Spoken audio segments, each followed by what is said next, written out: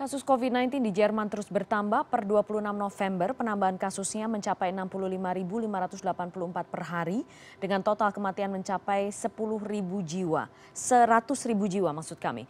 Peristiwa ini merupakan peristiwa yang belum bisa dikendalikan pemerintah Jerman. Padahal sebelumnya, Jerman dikenal sebagai salah satu negara yang sigap mengantisipasi pandemi.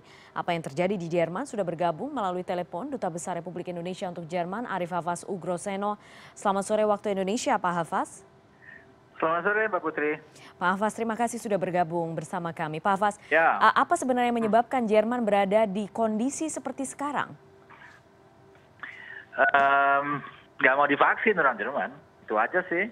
Hanya itu, Pak Hafaz? Iya. Berapa persen vaksinasi di sana capaiannya? Survei terakhir menunjukkan bahwa 15 juta orang Jerman menolak vaksin. Dan sekarang ini tingkat vaksinasi Jerman itu hanya 68%. Di bawah dari kebutuhan untuk mencapai herd immunity 70-80%. Kemudian Eropa secara umum hanya 54% yang divaksinasi. Yang lainnya tidak mau divaksin. Jadi karena di Eropa ada kebebasan bergerak dan Jerman sendiri juga hanya 68%, ya wajar kalau kena lagi yang keempat, serangan keempat ini. Bagaimana dengan protokol kesehatan sebenarnya, Pak Hafaz, di sana? Gimana tuh? Protokol kesehatan bagaimana di sana? Masker, apakah memang orang-orang juga sudah bebas tidak menggunakan masker di sana atau bagaimana? Ngeyel. Oke. Orangnya ngeyel, tidak mau divaksin lalu demo. Di Brussel demo, di Austria demo, di Jerman demo. Jadi ya nggak ikut aturan dan prokesnya mengendor begitu. Prokesnya lalu mengendor, winter kan, winter orang tinggal di dalam ruangan, cepat sekali spreadingnya. Kemudian juga di sekolah kan, tadi mulai sekolah ya spreadingnya lewat sekolah, lewat keluarga, lewat pertemuan-pertemuan. Jadi sekarang sudah mulai ketat lagi. Jadi ya sekarang ini kebijakannya 2G kalau masuk ke public transportation. 2G itu maksudnya yang boleh masuk restoran, masuk toko, angkutan umum hanya yang sudah divaksin atau yang recover. Udah PCR sama smell test atau antigen rapid test nggak laku, hanya itu aja. Oke, bagaimana dengan warga negara Indonesia di sana, Pak Hafaz? Apakah vaksinasi semua sudah ini? Ini ada sih selama pandemi kemarin ya, tapi kecil ya.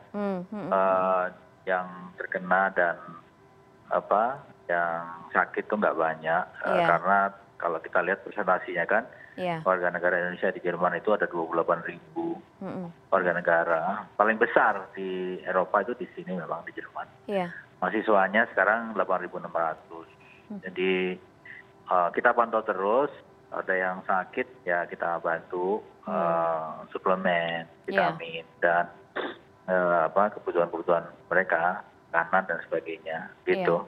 Adakah larangan bepergian untuk warga negara Indonesia yang akan ke Jerman misalnya? Sudah ada pengumuman itu atau belum? Malah enggak. Jadi Indonesia ini dikeluarkan dari daerah istilahnya area of concern, high risk. Jadi kalau orang Indonesia itu sekarang bebas kalau mau ke Jerman. Tapi kalau mau ke Jerman kondisi sekarang ya saya nggak jamin gitu. Jadi lucu ini. Kemarin itu waktu di sini suasananya enak ya, di Indonesia tinggi, orang Indonesia dilarang dan masuk dalam list. Sekarang orang Indonesia ini dikeluarkan dari list, kita masuk tidak berisiko, bisa masuk ke sini. Kemarin saya juga baru ada delegasi datang dari Jakarta gitu. Tapi ya mereka nggak bisa kemana-mana karena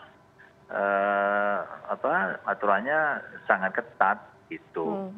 Pak Hafaz, sebenarnya kan semua pada kaget karena Jerman kan sebelumnya sukses banget nih di awal-awal pandemi, beresin pandeminya cepat gitu. Tapi sekarang bisa sampai kayak gini supaya kita Indonesia juga nggak terpuruk ke kondisi seperti itu. Apa yang bisa kita ambil sih sebenarnya, Pak Hafaz? Hanya 2 sih pesannya, message lesson learn-nya itu pertama yang vaksin, dan kedua prokes yang ketat. Karena kalau kita lihat kasus di Spanyol, sekarang ini rendah. Karena tingkat vaksinasi di Spain itu hampir 80%, dan orang Spanyol itu ngantri di luar itu pakai masker mereka. Oke. Di super ketat, jadi very low infection. Nah, itu aja, nggak ada lagi gitu, vaksinasi dan prokes. Nah, masalahnya di Jerman ini dan di Eropa Barat beberapa negara ya, ini menjadi isu politik. Karena menurut mereka vaksinasi itu tidak boleh wajib. Kalau vaksinasi itu wajib, maka melanggar hak asasi mereka, begitu. Namanya the right to physical integrity. Padahal ada hak lain yang lebih tinggi, yaitu hak untuk melindungi nyawa orang kan. Iya, betul. Dan debatnya di Jerman itu sekarang adalah perdebatan konstitusi. Gitu. Dia menjadi political issue. Nah, iya, apalagi Angela Merkel juga sudah akan selesai ya. Ya kan? Iya. Jadi semua tidak ambil keputusan. Jadi kalau government tidak mengambil keputusan, ya terjadilah kondisi sekarang seperti ini. Gitu. Baik. Ya memang putusannya kadang-kadang ada yang nggak enak, tapi ya mau nggak mau harus gitu ya. Kalau seperti sekarang ini. Betul. Dan ini winter, lalu ada Omicron dari Afrika Selatan. It's scary. Oke, baik. Berarti kalau misalnya dilihat sekarang per hari ini juga kemungkinan akan ada penambahan lagi ya. Tadi saya juga melihat beberapa datanya masih terus naik itu. Kemarin itu 76.000 ya? Iya, betul. Tinggi banget. Kan di Jerman itu angka amannya itu ada 50 kasus per 100.000 penduduk. Iya. Kemarin itu 438 kasus per 100.000 penduduk.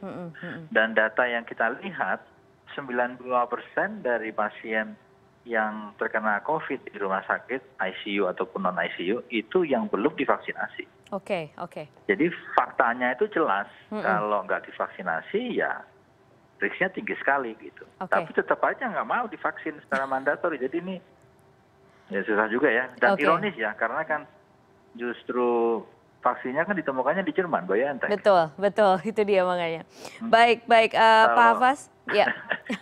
Kalau diskusi yang pada tingkat global itu kan ada satu ironi antara vaksin availability di negara kecil, negara berkembang dengan negara maju kan, gitu kan ya, Putri.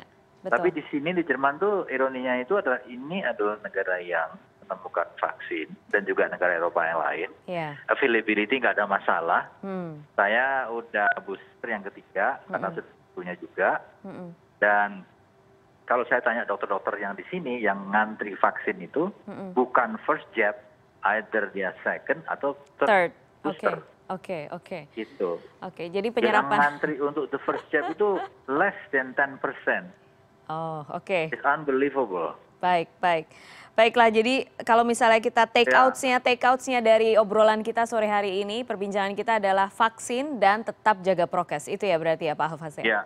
Iya, baik. Itu aja. Pak Hafaz, terima kasih. Sehat selalu Pak Hafaz, jaga kesehatan selalu. Sama-sama. Terima kasih, selamat sore. Terima kasih.